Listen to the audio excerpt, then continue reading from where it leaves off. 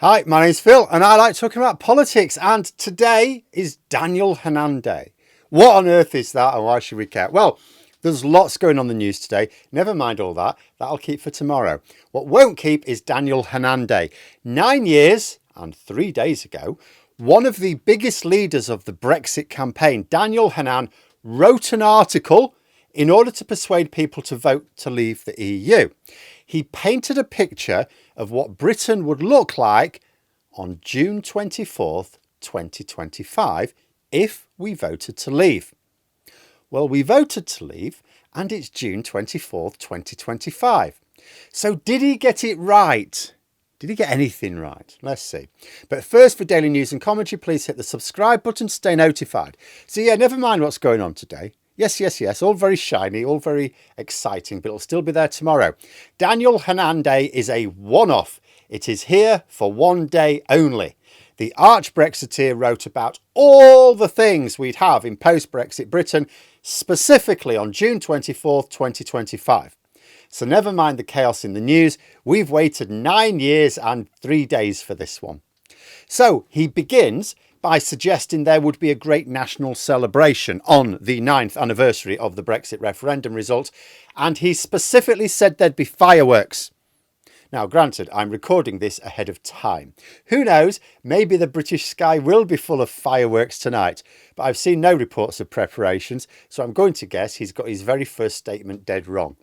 And given the fact that barely a third of voters even think Brexit's all right, I'm going to guess the nation isn't going to spring a surprise Brexit party on me. They couldn't even get the Brexit Museum going. He said that the UK would be the region's foremost knowledge-based economy, leading the world in biotech, law, education, software, loads of other things. Sadly not Dan, mate. He said older industries would have come storming back, like ceramics and steel. Steel, he said. Again, we've just needed a pretty dramatic intervention by the government to save our last remaining blast furnace. And one of the biggest threats to steel in Britain is, of course, the world leader who was the most supportive of Brexit. With friends like that, who needs enemies? So another dud there, I think, for Hannan. He tried to suggest that the EU itself would be in decline. Well, let's have a little look then. Oh no, sorry, Dan. If we deduct the UK GDP from the EU value of 2016, so just counting the EU part, separate from the UK, its economy has grown by over $3 trillion since 2016 to pretty much cover the gap left by the UK. Now, obviously, both the UK and the EU would have collectively benefited from us remaining. But the EU growing its economy by about the same size as the entire UK GDP in the intervening years can hardly be said to be in decline. He said that the terms of exit would have been agreed really easily because the EU didn't want to fuss. So obviously his crystal ball had a bit of a blind spot for the shenanigans of 2019. He said we'd have kept our tariff-free arrangements in place. No. We only get tariff-free trade if we can prove our products meet rules of origin. And that's not always easy or cheap to do.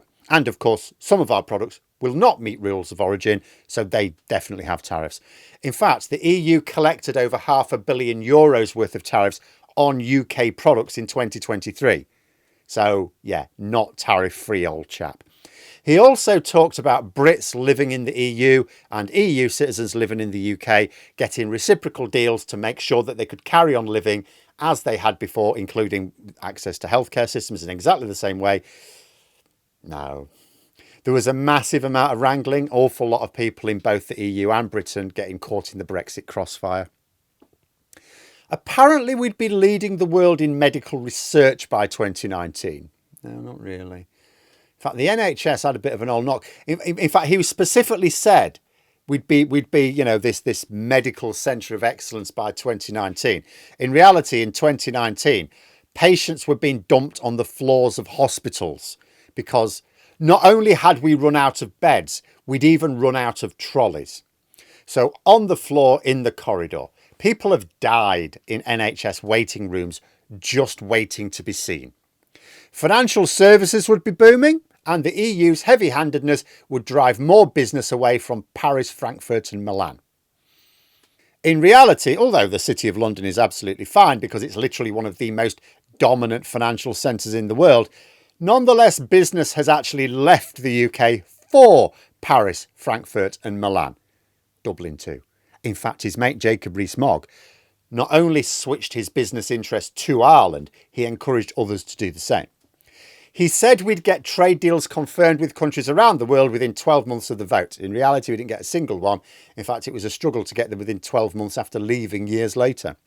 We'd be getting much more liberal terms with major countries around the world, way more trade.